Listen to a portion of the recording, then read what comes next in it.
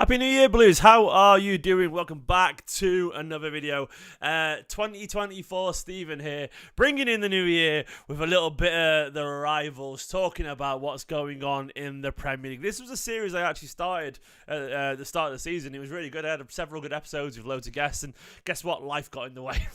I never got around to carrying it on. This is just me today, no guests on the channel talking about it, but I still wanted to talk about Arsenal and Manchester City's rivals because it's a new year and it's a new Manchester City. So it's a good time to really consider what's going on in the league right now. Anyway, hello to everyone in the chat. Scout the shower, as you can tell there. Hello to MCFC TV, to Luke, to Ian, to Jonathan. Happy New Year to all you guys. I hope you had a wonderful evening. Me and Nicola just sat in and chilled last night in front of the fire, played some card games, watched a bit of Jules Holland.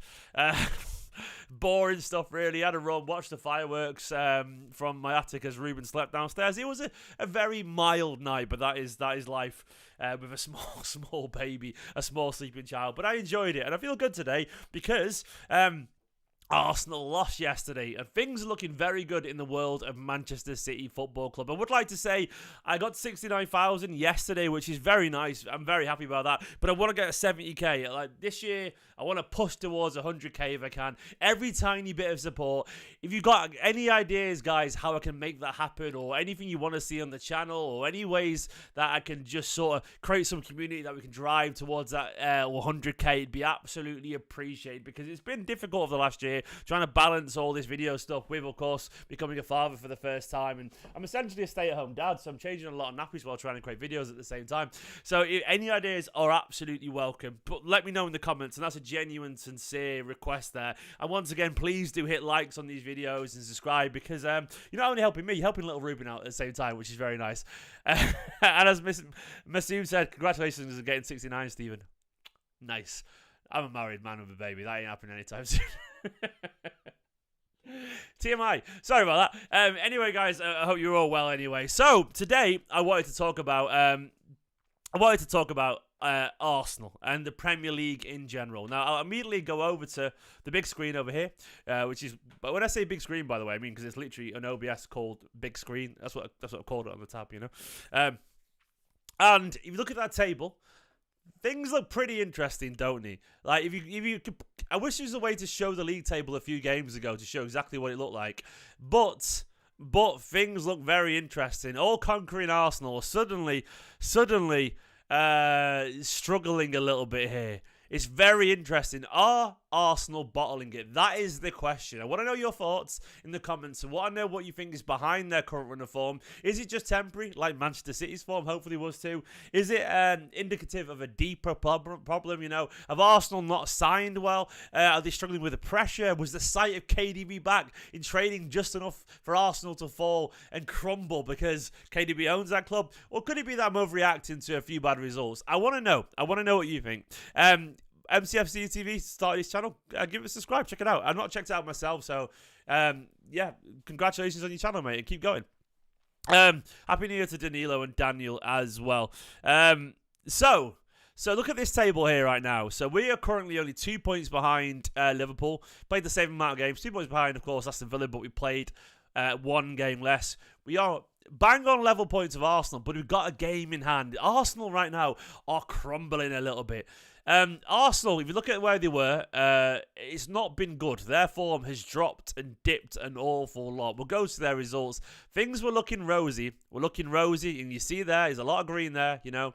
They did lose the Premier League there to Newcastle back in the start of November. But after that, they beat Sevilla, they beat Burnley, they beat Brentford, they beat Lens in the Champions League, they beat Wolves, they beat Luton.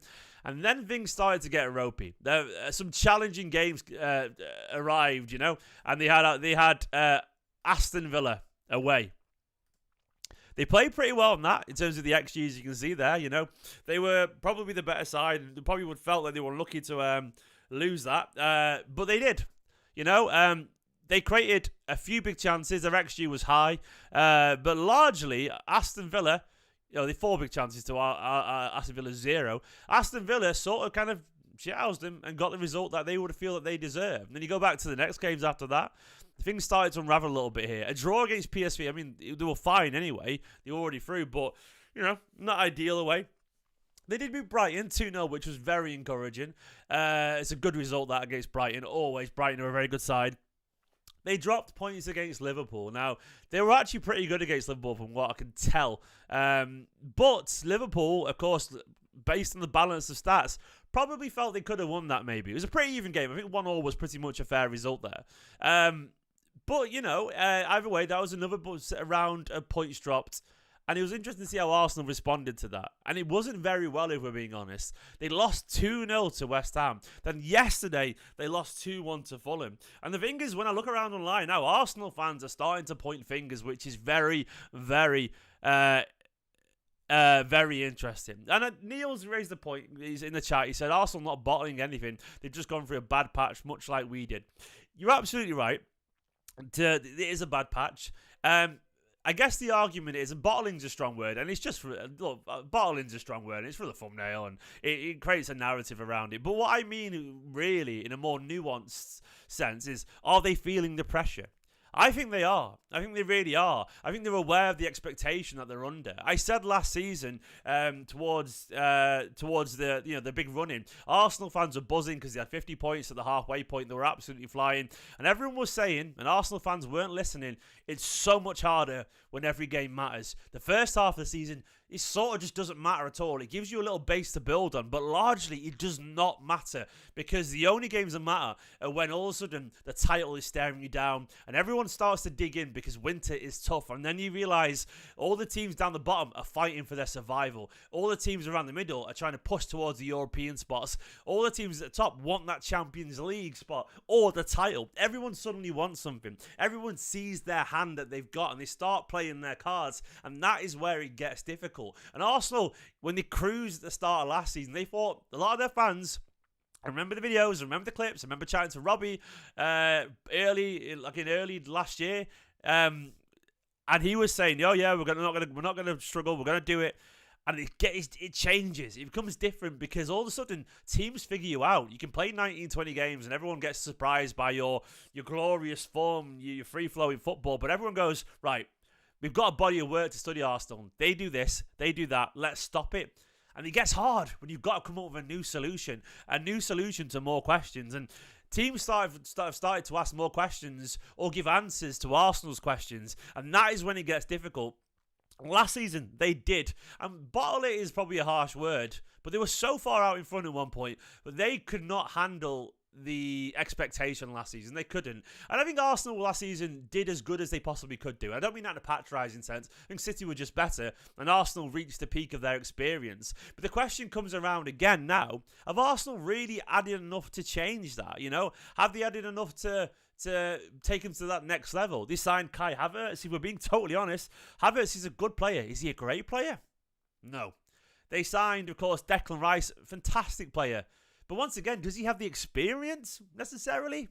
Arguably not, Who else did they sign? I've forgotten who else they signed. They signed Timber, who looks a really good player, but of course, he's been injured, which is a big blow for them. There's someone else that they signed that I totally forgot. Remind me, chat, who else they signed, which is just kind of sort of slipped my mind. But it's one of those things where, like, you look at that, Raya, David Raya, the goalkeeper, who once again, I was like, well, it's just, is he really that elite level to change things for them? It was an okay transfer window, but I started to think, are these the players to drag them through to success? And I look at that team right now, and I look at the game yesterday, and I'm thinking to myself, I don't know, man. Like, Fulham deserved it yesterday. I mean, it looks very even statistically, but the fact that Fulham look even statistically with Arsenal is a turn up for the books in itself, Arsenal, this title-wanting to win side, title-chasing side, Fulham deserved, their XG was slightly higher for Arsenal, but Fulham are very much good value. They're very much good value for their win, and that to me is interesting because I look around online and you see Arsenal fans saying, like, we've become predictable.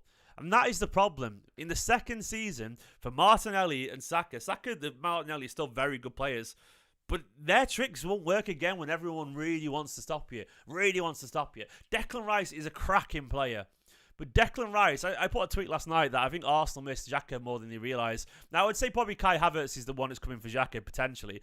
But Declan Rice is a cracking defensive midfielder. But as far as elite standards go, he's not a great ball progressor. That's not to say I wouldn't even take him to City. I would. I think alongside Rodri would be excellent.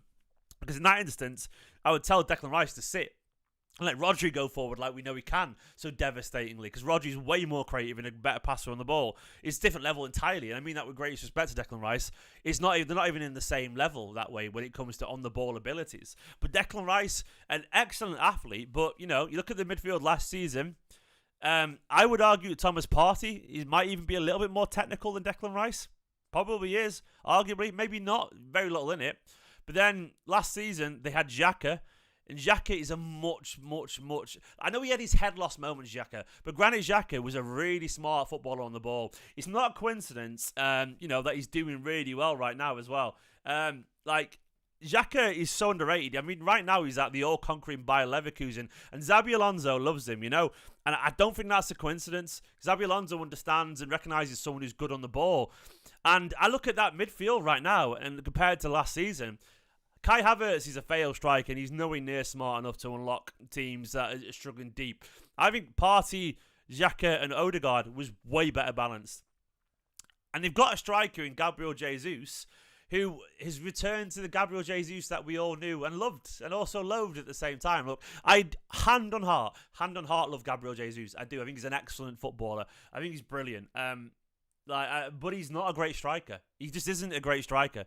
He never has been. I think Gabriel Jesus is such a victim to his own emotions. And I think when he was 20 years old and he came over and everything was great and he benched Aguero and he was flying, he was scoring goals, it was fantastic. But the second he had a bad spell, he can't recover from that. He can't recover. But the thing is, true great strikers, they do recover. They do. They don't care. They don't care if they miss a chance. Aguero doesn't care if he misses a chance. Haaland doesn't care if he misses a chance. They don't care. Ronaldo doesn't care because that's what they do. They score goals. Gabriel Jesus beats himself up, and it's a shame because he's such a great footballer.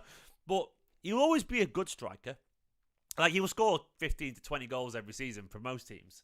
But is he ever going to be a 30-goal a season player? No. Absolutely not. And that is what you need. Now they're playing Nketiah, who's a good finisher, but he's a limited forward, And I look at that team now compared to last season, I'm like, I don't think it's that good, because even Nketiah is a backward step on last season's confident Jesus, if that makes sense. Jesus was more confident last season, and so therefore a better striker than Nketiah, because he was more involved with the link-up play. So you've got a less confident Jesus who's reverted back to form, who's disappeared from the team. Martinelli and Saka are still very good players, don't get me wrong, but the shock of the new surprise has sort of disappeared.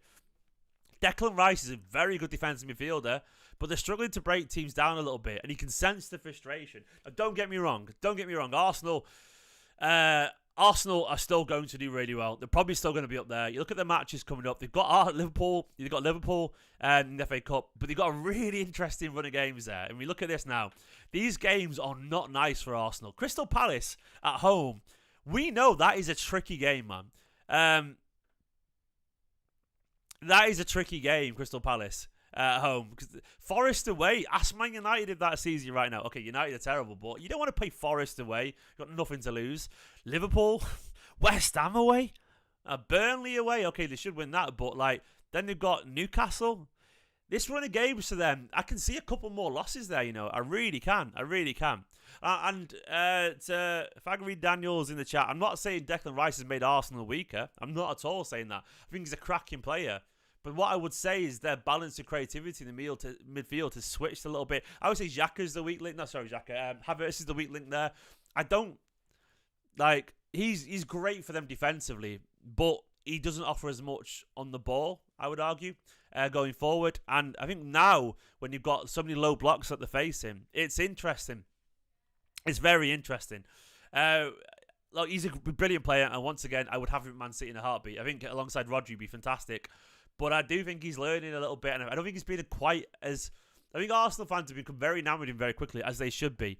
But I would say Declan Rice, the closest comparison is Fernandinho. But Fernandinho was better on the ball than Declan Rice. And that's not even remotely controversial. It's just true. Fernandinho had that same boundless energy to cover all the space that Declan Rice does. But Fernandinho was a smart footballer. And that is not criticism of Declan Rice. I think it's just a fact. I really think it is. I think Fernandinho was much... Fernandinho... I saw Arsenal fans saying last night on Twitter, I miss Xhaka's dinked diagonals. The diagonals over the top. Guess who did that really well? Fernandinho. Absolutely. And Declan's probably bigger, better physically, maybe. But at the same time, Fernandinho was never really outpaced. He didn't need to be 3 inches taller, maybe a little bit better in the air, Declan Rice, but Fernandinho was as physical as he needed to be, if that makes sense. And I think Arsenal are suddenly realising, we've got players who can dink it over to the back post, like Rodri and so on. And as much as Declan Rice is great, he's not perfect yet. And I would take him at City, but he's not perfect. So we'll see. Vinny smoked Dino. Well, Dino's very old at that point, mate, to be fair. Let's be honest.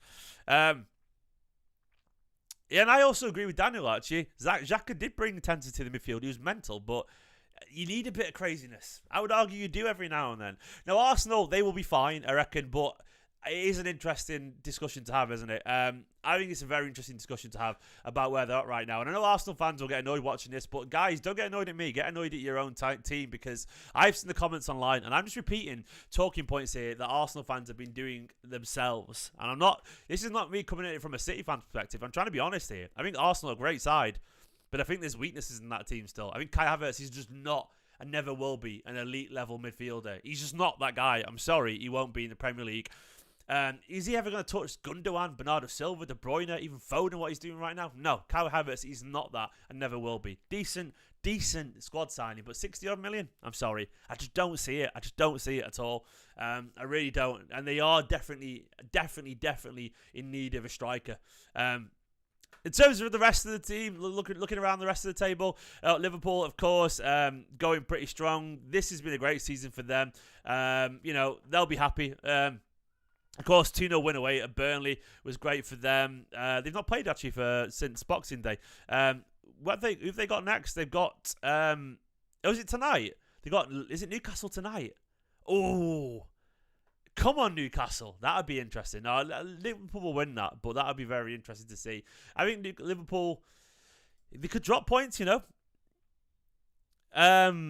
could drop points. It'd be interesting. But Liverpool are in a really good position. Aston Villa, look, they were excellent against us. The best performance I've seen against City this season was Aston Villa. They just about got the result against Burnley. They, of course, lost to United, which was a bit of an embarrassment. Their form's definitely changed a little bit. They beat us and Arsenal back-to-back. But then since then, beat Brentford, but drew against Sheffield United at home, lost to United, just about got past Burnley. Aston Villa are a very good side, but I don't look at them and think they'll be... I might be wrong, and I hold my hands up, Villa fans, if I am wrong, but I don't see them where they are at the end of the season. Challenging for top four almost certainly, but we will see. But anyway, guys, just a quick video there. I'm going to head out with the family now because it's New Year's Day. The weather's actually quite nice. We're going to get out and go somewhere. For now, though, let me know down in the comments what you make of Arsenal. Have they bottled it? What are they going to do? What are you expecting from Newcastle tonight? And also, quickly, by the way, a final point.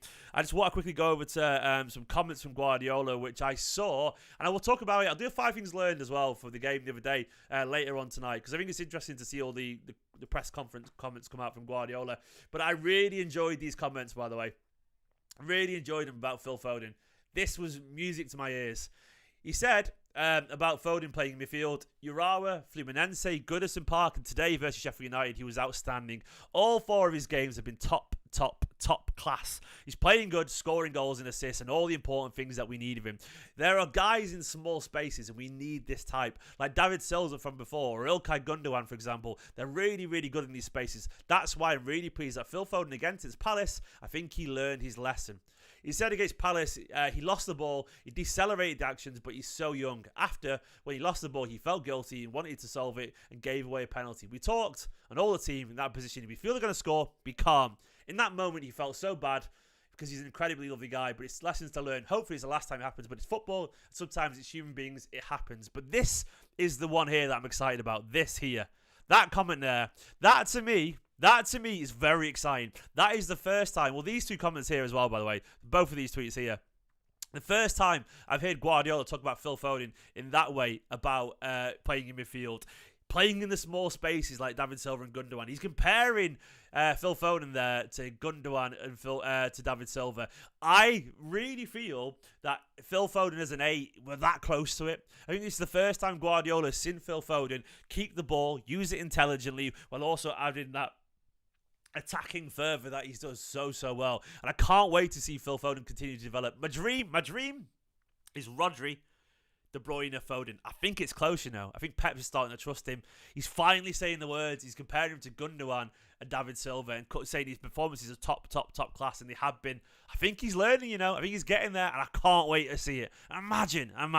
If that's a Happy New Year thought for you right there. Guys, anyway, I'm going to leave it there because I'm going to head out with the family. Thank you for watching this. Yeah, I agree, Wesley. They are goosebump-inducing comments. They really are. I got goosebumps reading those last night. It made the end of my year. And I also want to say thank you once again. I did a post last night on Twitter. I'm gonna read it out to you guys here as well about my new year. I just wanted to say I'm gonna read it out to you guys. As always, the biggest of thanks to everyone who's helped and supported me over the past year. I've had some time to reflect on everything recently. I can't put into words just how lucky I am. I appreciate you all more than I could possibly ever put into words. Honestly, it's been a wild 2023, and it was difficult at times. If I'm being honest, said our little Ruben has a tough start to life. We found it a struggle, but immediately became the most beautiful and wonderful thing to ever happen to us. Taking him to his first ever game will stick with us forever. Professionally too, working with the club, an honour with the treble. I also went on Sky Saturday Social, defended City the day after the charges and the overlap. I presented a night with Sean Goater. I was on BBC Manchester podcast, went to Leipzig and loads more. And anyway, as I said at the end, I hope you have a great 2024. It can be a miserable world at times, and it really can be, but I do honestly believe that if you try and always to be as decent as you can, it can just change everything. It really can. So that's my biggest ask for everyone in the football space, is just try and be decent and remember that there's people on the other end of those comments. That's all I ask. And a few photos there from what was a pretty special 2023. My son at his first ever game, presenting a night with Sean Goater. You know, there's me with the Premier League trophy, and of course on the Saturday Social there. And I put one last point, and I'm going to say this to you guys.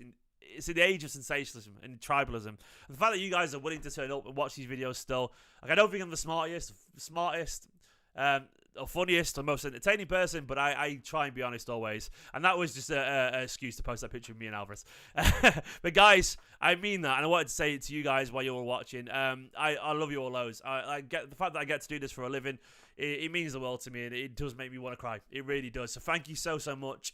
It's been a very memorable year, and look at that. That's a good way to end this video, isn't it? Right there. Thank you all so much, guys. You're all excellent, and I really mean it. Just carry on being decent. That's all I ever ask in this from anyone ever. I love you all loads. Thank you for watching.